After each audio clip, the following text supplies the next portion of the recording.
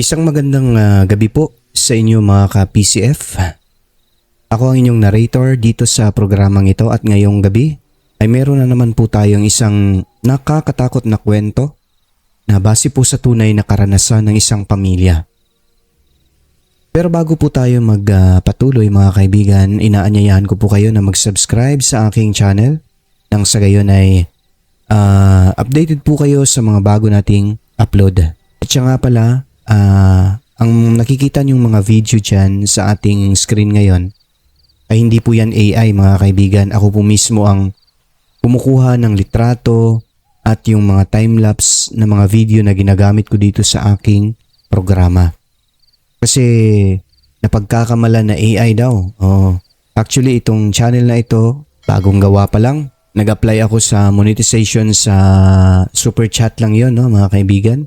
Pero na-decline kasi hindi daw sigurado na sa akin ang channel. Ang hirap na ngayon ng YouTube mga kaibigan, no?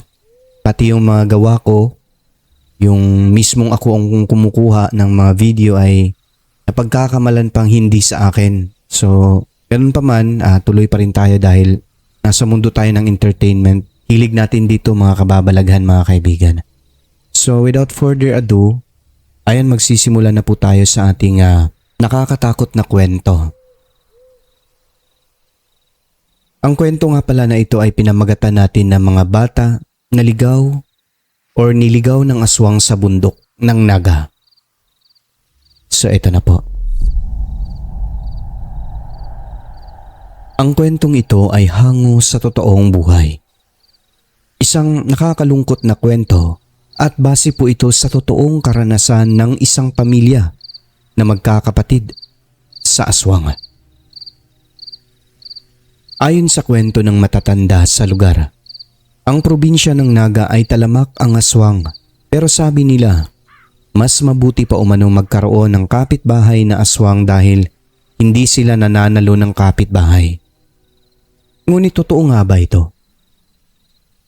Mapagpalang araw sa lahat mga ka-PCF. Ang kwentong matutunghayan ninyo ngayon ay base sa tunay na karanasan sa aswang na nangyari po sa probinsya ng Naga sa Cebu. Marami ang nakakaalam sa kwentong ito. Isa ito sa tanyag na kwentong aswang noong mga panahon ng aking nanay. Tungkol po ito sa nangyari sa isang bata. Merong tatlong magkakapatid sa Naga. Ang panganay tawagin na lang natin sa pangalang Banban. 12 anyos na siya ng mga panahong iyon. Ang sumunod sa kanya si JJ, 9 anyos. At ang bunso naman nila, itago na lang natin sa pangalang Inday na noon ay 7 taong gulang pa lamang. Mga baguhan pa lamang sila sa naturang lugar. Pero mag-iisang taon na rin magmula nung lumipat sila at payapa silang naninirahan sa bundok ng Naga. Ulila ang magkakapatid sa kanilang ina. Tanging ama na lamang ang bumubuhay sa kanila. Sa umpisa maayos naman ang pamumuhay nila sa loob ng 1 taon.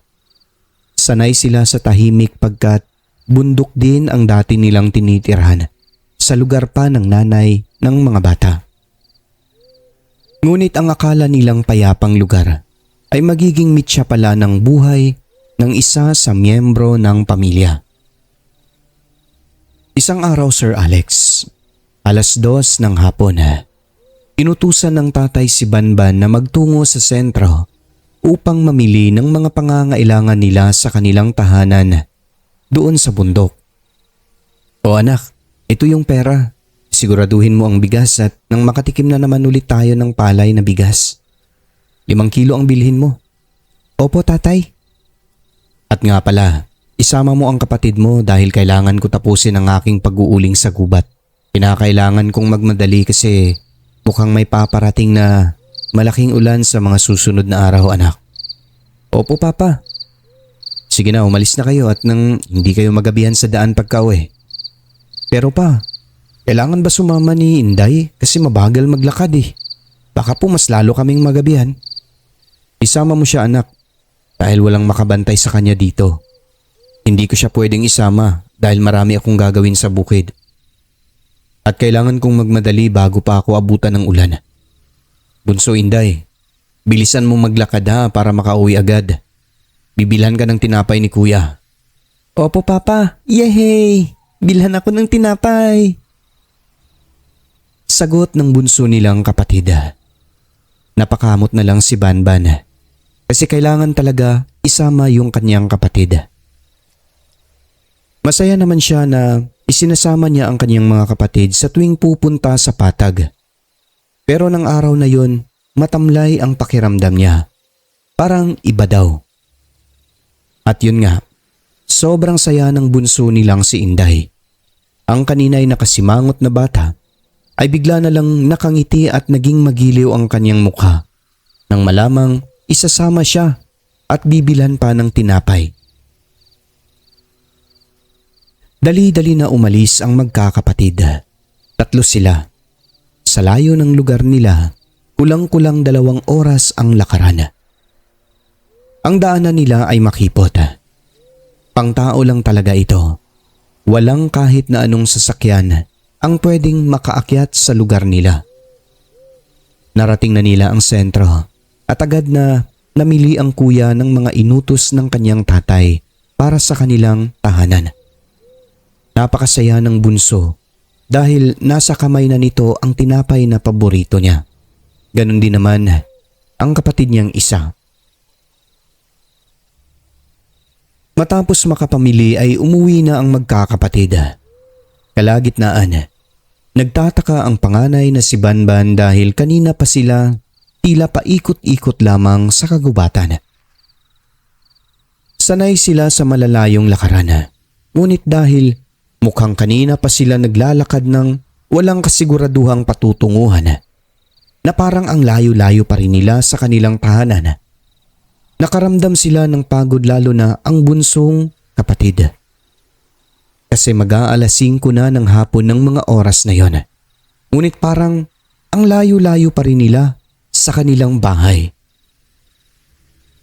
Nung malapit na magtakip silim, dali-dali na silang nagpatuloy sa paglalakad.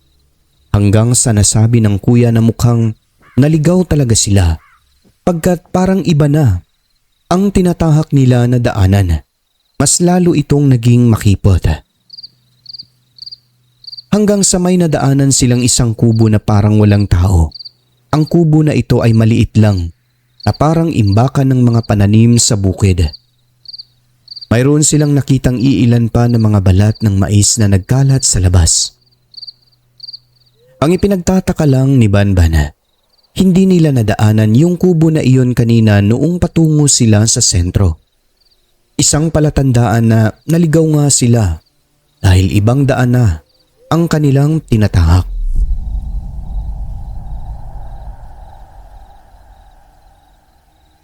Kuya, kaninong kubo yun? Bago ba yun? Hindi ko alam, Inday. Malapit na magabi kuya, ang tagal naman natin makarating sa bahay. Pagod na ako. Malapit na bunso, kapit ka lang. Sagot ng kuya habang naglalakad sila. Hanggang sa nagdesisyon si Banban na bumalik dahil hindi iyon ang tamang daan pauwi sa kanilang tahanan. Bakit tayo bumalik kuya? Tanong ng kapatid nito na si JJ. Balik tayo kasi parang ibang daan na itong tinatahak natin, Jay. Sabi ko na kanina mukhang hindi ito ang daan pauwi sa atin. Bakit hindi mo sinabi sa akin kanina? Akala ko kasi alam mo kuya kasi ikaw naman ang malaki. Kami maliliit pa. Lagot tayo kay tatay kuya. Madilim na Anong gagawin natin? Sige lang, balikan natin yung kubo baka may tao. Magtatanong tayo doon. Sige. Dali-dali nang bumalik ang 3. Sinubukan pa ng panganay na hanapin ang tamang daan subalit hindi na talaga natuntun. Hanggang sa binalot na ng dilim ang kapaligiran. Diretso pa rin sila sa paglalakad sa pag-asang mahahanap din nila ang tamang daan pabalik. Narating na nila ang kubo na nadaanan nila kanina.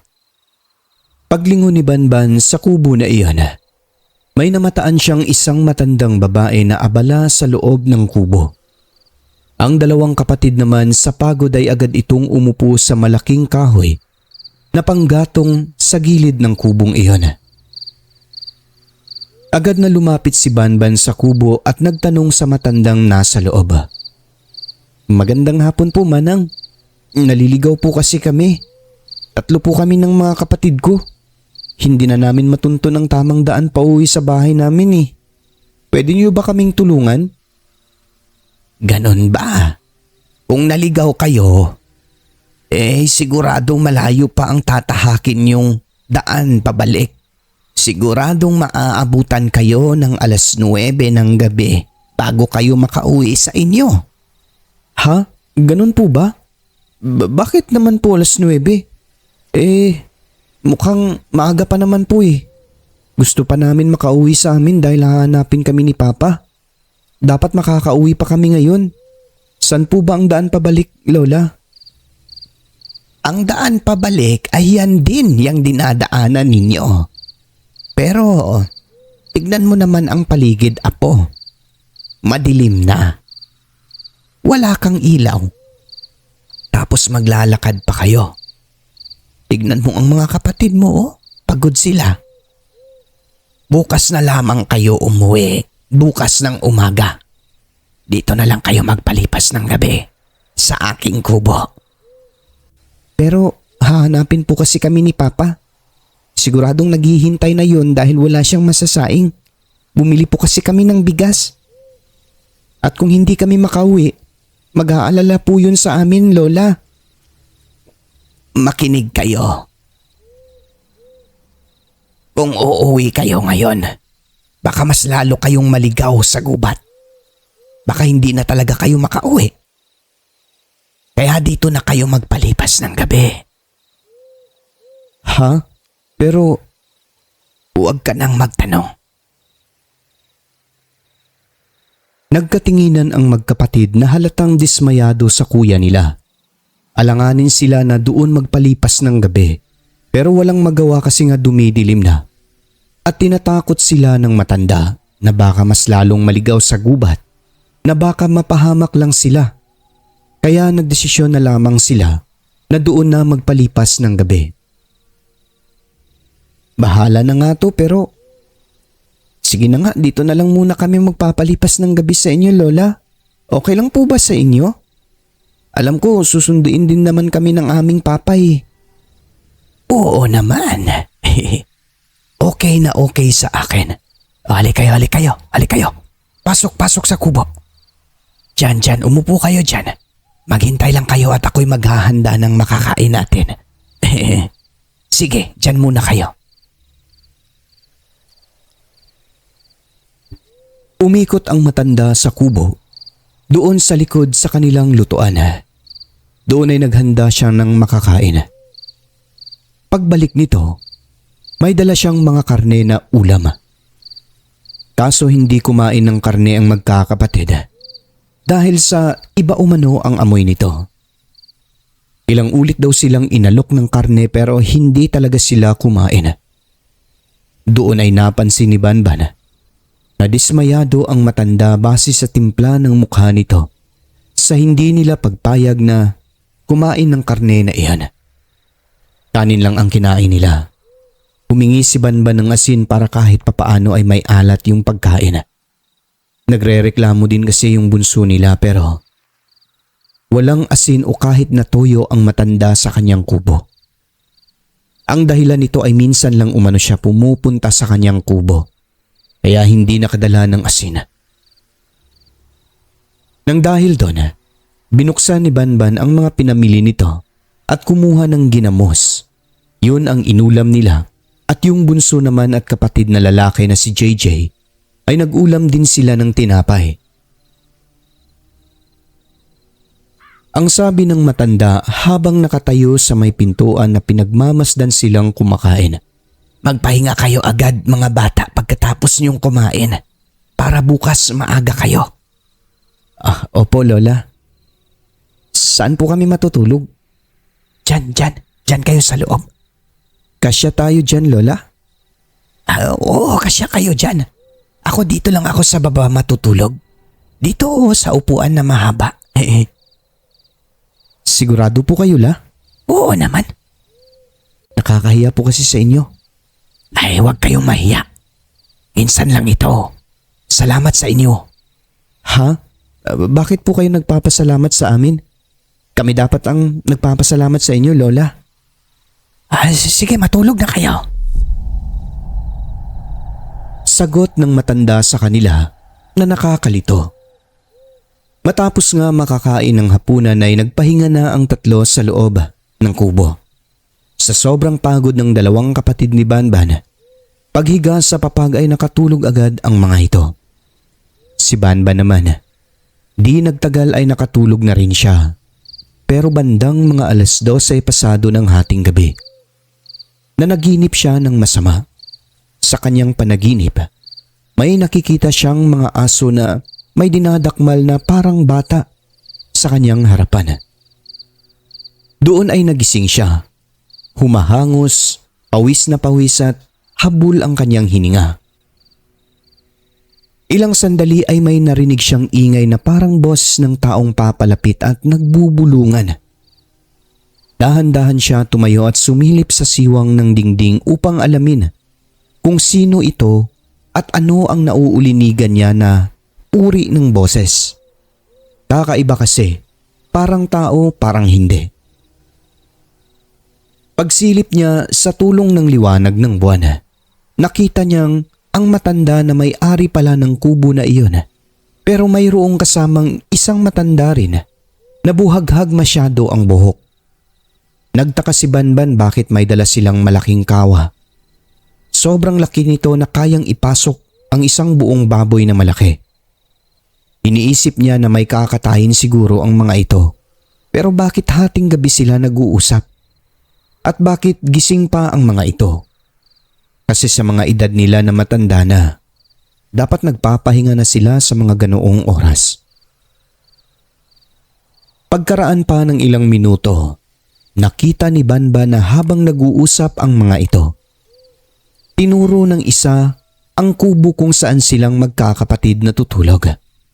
Dito ay napakunot noo si Banban at pilit na pinapakinggan kung ano ba talaga ang pinag-uusapan nilang dalawa. Hanggang sa narinig niya, hindi na tayo mahihirapan maghanap ng pagkain dahil nandyan na sa loob. Mga batang niligaw ko kanina kaya wala na tayong poproblemahin pa. Mga bata pa yan, mga presko sila. Talaga? Oo, siguradong busog na naman tayo nito ng ilang buwan. 3 sila ang kakatayin natin. Marami. Wika ng mga aswang. Dagdag pa nito, maya-maya raw ay may darating pa na 2 na kasamahan nilang aswang din. At yun nga, pagkarinig ni Banban sa pinag-uusapan ng mga ito, nangilabot siya. Hindi pala normal na tao ang nag-alok sa kanila, kundi isang aswang. Na kaya pala lumiliwanag ang mga mata nito kapag natatamaan ng sinag ng buwan. Na kaya pala malangsa ang kubo na iyan at yung karne na ipinapakain sa kanila. Nang dahil sa narinig, sinubukan ni Banban na gisingin ang 2 kapatid niya pero siguro dahil sa matinding pagod o kung anumang dahilan, hindi nagigising ang 2 kapatid niya. Tumayo siya at naghanap ng pwedeng madadaanan para makaalis nang hindi mapansin ng mga aswang na nasa labas ng kubo. Nakita niya sa sulok ng kwarto. Napansin niyang may nakatabing na manipis na plywood na sobrang lambot dahil siguro sa kalumaan kaya bumukas ito kahit mahina lang ang pagtulak niya. Matapos noon ay sinubukan niyang gisingin ulit ang 2 niyang kapatid. Ngunit hindi na talaga nagigising ang mga ito. Pero yung bunso, sa tuwing yuyugyugin niya ng mahina ang pisngi, umaakmang iiyak kaya hindi niya na lamang itinutuloy. Baka raw kasi marinig ng mga nilalang na nasa labas. Subalit ang plano niyang pagtakas na iyan, naudlot dahil dumating ang iba pang aswang. At nung sumilip siya sa siwang, nakita niyang papunta na ang mga ito sa kubo at nagsabing dalian niyo para makatay na natin ang tatlo. Sa sobrang takot ay dali-daling tumayo si Banban at lumabas ng kubo. Iniwan na niya ang kanyang dalawang kapatid. Halos hindi na niya alam ang kanyang gagawin nun. Pero dahil may puno sa gilid ay dali-dali siyang umakyat doon para hindi siya makita ng mga aswang. Sa isip-isip niya, hindi mapapaano ang kanyang mga kapatid dahil nakatakas siya. Kasi magsusumbong siya eh. Pero pagpasok ng mga aswang sa kubo, narinig niyang may nagtanong sa boses na nakakatakot at ito ay pabulong. Bakit dalawa lang? Hindi, tatlo yan. Nakatakas ang isa. Hindi nakatulog. Hanapin natin. Hindi pa nakakalayo yun. Sabi ng isang aswang. May lumabas at hinanap ang panganay. Pero hindi nila natuntun si Banban. Nalingid sa kanilang kaalaman ay naroon lang ito sa ibabaw sa may puno katabi ng kubo. Maya-maya lang bumalik na sa kubo yung isang aswang. Nakatakas daw ang isa na natira at hindi niya nakita. Dito na natunghayan ng panganay ang kahindik-hindik na pangyayari. Nakita niya na lamang hinihila at pinapasan yung dalawa niyang kapatid palabas ng kubo na nakakapagtaka na hindi pa rin nagigising. Pero hindi nagtagal, nagising yung bunso.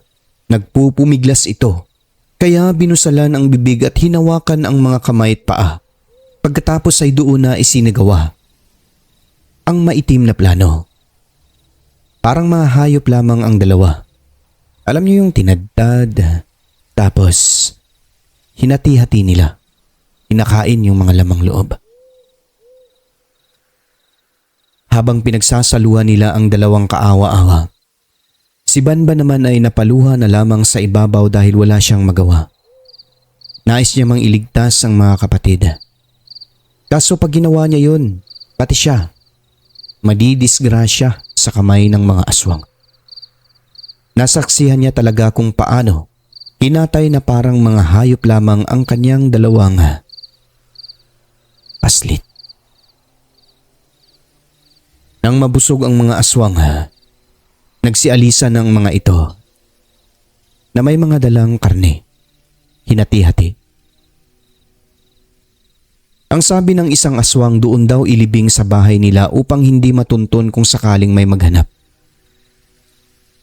Nagbanggit ng pangalan ng aswang. Isang lalaki ang binanggit niya na kauri rin nilang aswang. Ilang sandali ay sabay-sabay na ngang nagsialisan ang mga ito. Lahat sila naglahong parang bula sa dilim.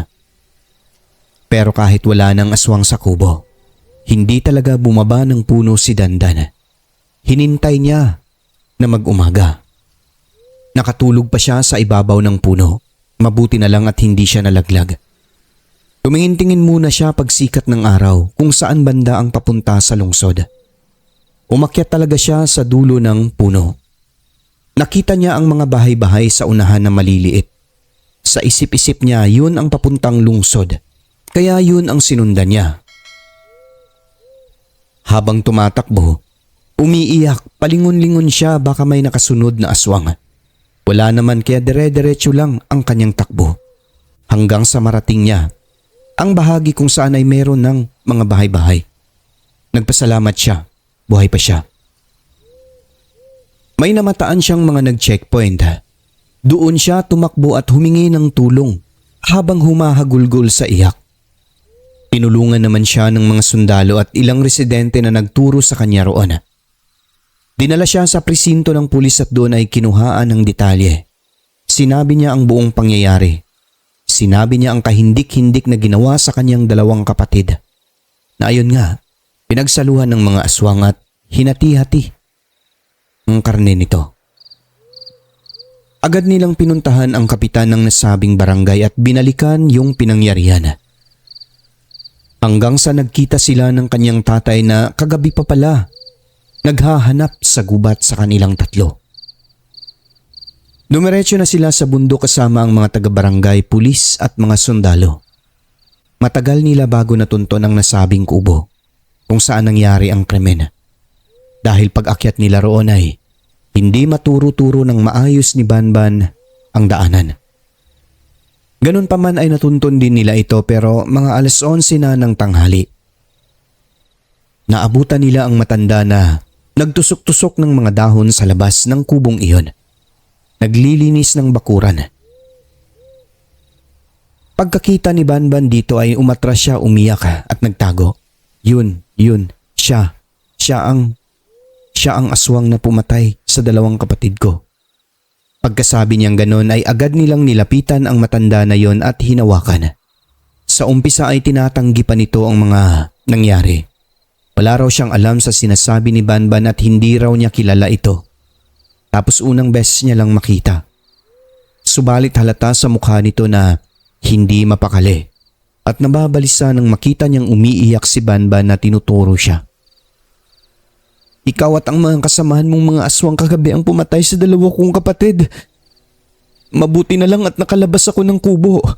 Diyan lang ako sa ibabaw ng kubo nagkubli at kitang-kita ko ang mga ginawa ninyo. Pagtingin nila sa punong sinasabi ni Banban, mula roon ay makikita talaga ang pangyayari sa baba. Pero kahit anong deny ng aswang, hindi siya nakalusot pagkat noon pa pinagdududahan na pala ito ng mga tao sa kabayanan. Mga aswang na nambibiktima ng mga dayo sa naga. Marami na ang nag-report sa kanila at sa mga kasamahan nito kaso walang matibay na ebidensya. Nang banggitin ng bata ang pangalan ng tao na kung saan narinig niya, doon na lang daw ilibing ang mga ulo ng kanyang kapatid na dalawa. Nakilala ito ng kapitan kaya agad nila pinuntahan. At pagdating nga po roon, nagmaang-maangan pa yung lalaki at sinasabi niyang walang alam sa mga inakusa sa kanya. Makakalusot na sana kaso hindi pa pala nila nailibing ang dalawang ulo ng kapatid ni Banban. Nandoon pa sa kusina nakasilid sa sako. Nakasabit pa at may butas na sa likod ng bahay unahan ng palikuran. Siguro kung hindi kaagad nakarating ang mga kapulisan at taga-barangay ay nailibing na iyon doon sa butas. Kaso naunahan kaya huling-huli ito. Pinagdadampot sila pati mga kasamahan na aswang. Ang mga unang dinampot ay hindi pumayag na sila lang ang magdusa kaya tinuro pa nila ang ibang kasamahan na mga kanibal, mga aswang. Isa lang ang hindi nahuli sa kanila, ang pinakamangtas na lider daw ng kulto sa naga. Ikinulong sila sa kulungan, pero kinagabihan, bigla na lang daw nawala yung babae na yung may-ari ng kubo. Nagtaka pati mga tagabantay kung saan ito dumaan kasi wala talagang daanan ng tao. Pero may nakita ang mga nagbabantay sa labas na isang malaking pusa na mula sa loob ng rehas. Alam nyo naman sa batas walang aswang, ngunit dahil sa pangyayari, di man aminin naniniwala ang iba na totoo talaga ang mga aswang. At kaya nakatakas yung isa ay dahil nag-anyo itong hayop. Pero makalipas ang ilang araw natagpuan na lang itong wala ng buhay at sunog na sunog kasama ang kanyang kubo. Pinatay pero hindi nalaman kung sino ang gumawa. Siyempre ang unang inimbestigahan ay ang tatay ni Banban. Kaso dahil sa kulang sa katibayan, hindi rin po yun umusad. Mula noon, wala na ang balita na may binibiktima pa ng aswang sa naga o doon sa mismong baryo na iyon. Wala na rin sa mga karatig probinsya. Natakot ang mga aswang doon kaya nagsialisan dahil yung isang pinakamangtas pumatay sa dalawang magkapatid na bata ay nakuha at pinatay din. Ang sabi-sabi, lumipat daw ang mga aswang sa ibang lugar. Natakot na sila sa lugar na iyon dahil may mga tao nang pumapatay ng mga mangtas na aswang. At doon na po magtatapos ang kwento ngayong gabi mga kaibigan. Grabe. Sobrang nakakalungkot po ang kwentong ito. Hindi ako sure kung ito ba ay tunay na karanasan o dinagdagan lang, no? Kasi ayokong isipin na totoo talaga ito dahil nakakalungkot po ang kwentong ito. Bago tayo tuluyang magwakas mga kaibigan, inaanyayahan ko po kayo na suportahan po ang channel na ito sa pamamagitan ng pag-like, share at pag-subscribe para updated po kayo sa mga bago nating upload. Muli po humihingi ako ng inyong suporta. Kung wala, babay tayo sa isa't isa talaga. Ayan, magandang gabi po sa inyo and God bless po sa ating lahat. Hanggang sa muli, ako po ang inyong narrator, hindi AI, tao po ako, Alex. Bye-bye.